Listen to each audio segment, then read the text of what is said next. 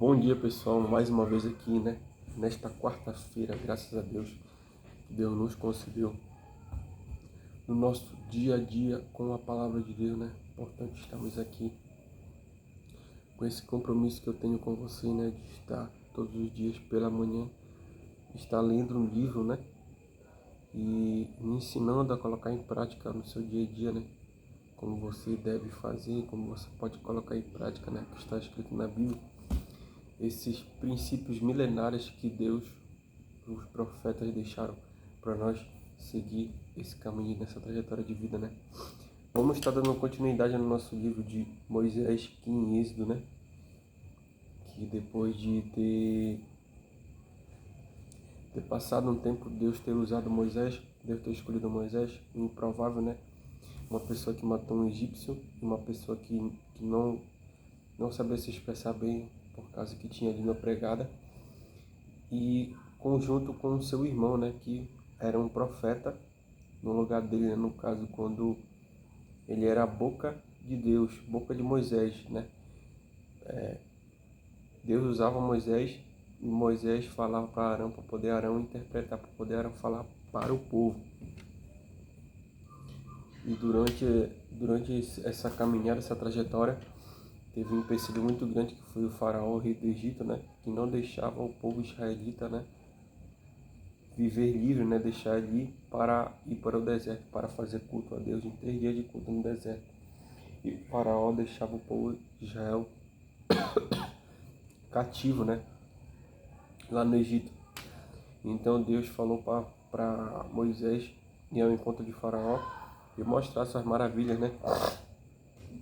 Mostrar o Deus, que ele é o Deus Todo-Poderoso. Então fez que Deus falou para Moisés jogar sua vara no chão, que ela ia se tornar uma serpente.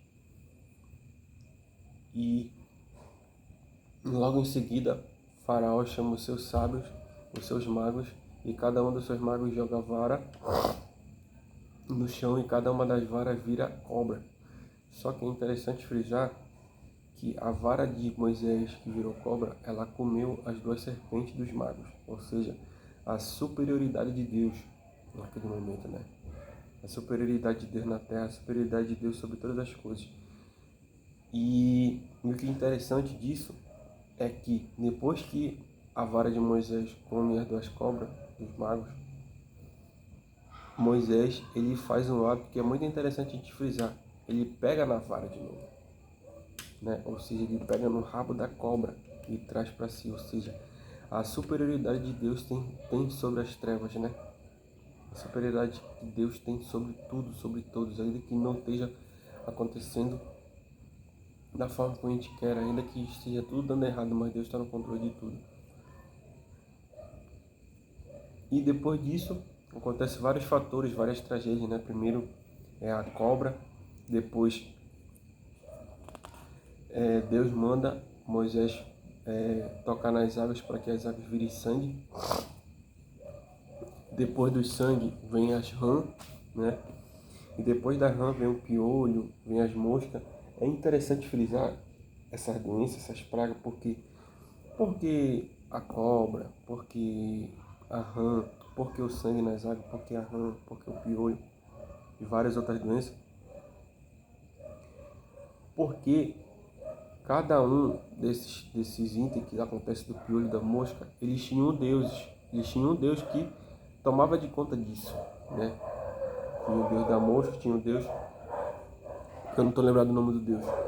Só que ele frisa, por quê? Porque Deus tem autoridade sobre os deuses daquela época, Sobre os magos daquela época, Porque na cabeça de Faraó, só quem tinha poder sobre essas coisas eram os deuses de Faraó, eram os deuses do Egito. E então eles vendo outros deuses tendo domínio sobre aquela situação, eles ficam pensativos, Ou seja, então tudo ocorreu conforme para eles verem que tinha um Deus Todo-Poderoso naquela época, E lembra que, vamos frisar que Deus, ele cita várias vezes em alguns versículos, que Deus endurece o coração de Faraó. Por quê? Porque ele queria mostrar sua grandiosidade para aquele povo que não conhecia Deus. que só conhecia Deus daquela época, né? Deuses de barro, deuses de bronze, deuses de ouro, né? Então ele corre todo esse fator que é para o povo do Egito ver a grandiosidade de Deus e saber que só tinha um Deus naquela época, né? E por que mosca? Por que o sangue nas águas? Por que piolho, né? Porque o povo do Egito, eles tinham uma peculiaridade contra a higiene, né? As mulheres, elas raspavam a cabeça por causa da higiene e elas usavam uma peruca, né? Vê que você vê naquele filme aquela peruca, aquele cabelo bem pretinho, bem liso, pois aquilo era peruca. Por quê? Porque o povo do Egito, eles se raspavam, eles raspavam todos os pelos porque eles tinham essa peculiaridade com uma higiene, né? Então, por isso que Deus, ele toca, né, na higiene do pessoal, né, com as pragas, com o piolho, né? Pensou piolho, pensou as moscas, pensou a morte dos gados, as rãs, né? O sangue das águas, que era uma coisa típica que eles tomavam banho. Como é que eles vão tomar banho, né, com o sangue nas águas? E e Deus fala também que é os gados mortos, né? O boi, a vaca, todo o povo, todos os animais do Egito, dos egípcios, eles morriam. Só que não morreu só o povo de Israel, né? Porque Deus não permitia. Aí depois disso vem os tumores, vem a úlcera. Aí depois da úlcera vem o granizo, né? E depois do granizo vem os gafanhotos, né? Os gafanhotos porque durante esse percurso Faraó endureceu seu coração. Então, quando acabava uma praga, Faraó endureceu seu coração e pensava que não ia acontecer mais. Mas cada vez ia aumentando, como o granizo que matou todos os seus gados. Só que ele, pensando que ia se safar, o que ele fez? Ele pegou o seu gado e ele guardou todo nas suas casas. Só que depois disso veio os gafanhotos comeu toda a sua despensa, todo o seu rancho daquela época. Então eles ficaram sem nada. Depois disso veio as trevas, ficaram 3 dias sem luz, né? E depois disso vem a morte dos primogênitos, né? A morte de todo o primogênito de Faraó, inclusive das empregadas. Então o caos se alastrou sobre a vida de Faraó. Mas por quê? Tudo por permissão de Deus, porque Deus queria mostrar sua grandiosidade para aquele povo do Egito, para aquele povo marcar, infelizmente com a dor, pela dor, marcar que existia só um Deus, porque aquele povo era incrédulo. Aquele povo, ele vivia numa fartura. E venha a nós. Põe um crente na fartura para te ver. Que ele deixa de orar e deixa de ir para a igreja. Então, muitas das vezes foi necessário para que houvesse aquela prova, principalmente para o povo do Egito, para ele saber que existia um Deus, o alfa, o ômega, o princípio e o fim. Só existia um Deus sobre aquele lugar. Só que eles não iam acreditar, então teve que acontecer todo esse transtorno, todas essas pragas, para ele saber que o Deus de Israel era maior do que todos os deuses que eles veneravam. E logo em seguida veio o checkmate, né, que é a Páscoa, que é a celebração da Páscoa, que ele falou, Moisés falou para cada uma dessas famílias matar um cordeiro, uma cabra de 1 ano, nova, né, sem defeito, sem mácula, sem mancha, e que pegasse o sangue daquela cabra, daquela ovelha, e passasse nos umbrais da porta. Porque o que significa disso? Da ovelha, né, do cordeiro, que é Deus, Jesus Cristo, sem mácula, sem mancha, ou seja, sem pecado, sem acusação, né? O que é o sangue? É o sangue quando mata o cordeiro, o sangue que Jesus deixou na cruz por nós, né? Ele manda passar nos umbrais da porta. Por quê? Porque naquela noite ia vir trevas sobre aquele lugar, né? E quando as trevas visse ali o Espírito Santo naquela casa, o sangue de Jesus Cristo pendurado, né? Que é um tipo de Cristo, o cordeiro, que é